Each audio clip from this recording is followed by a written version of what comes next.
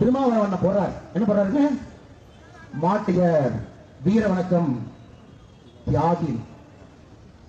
ஆனா இதை விட மோசமாக ஓட்டு பிச்சை தமிழ்நாட்டில் யாருனாலும் எடுக்க முடியாது. உங்களுக்கு தான் பிஎஸ்சி கட்டுறோம். ஓட்டு பிச்சை எடுப்பதற்கு அப்படியே கிளம்பி கோயம்புத்தூர் வர்றாங்க. நான் முதல்ல போய் நிக்கட்டுமா? அந்த பூதோட வண்டியில் ஏற்ற வரைக்கும் கேமராவை பார்த்து நான் பக்கத்தில் நிக்கட்டுமா?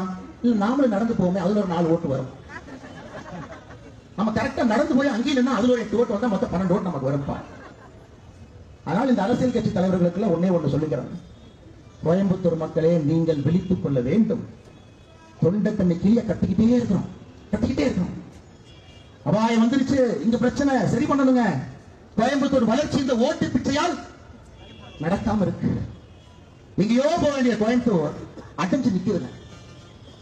ரோட்ல குண்டும் குழி, சுத்தமான காட்டு கிடையாதுங்க, குடிக்கிறதுக்கு தண்ணி இல்லைங்க. ஆனா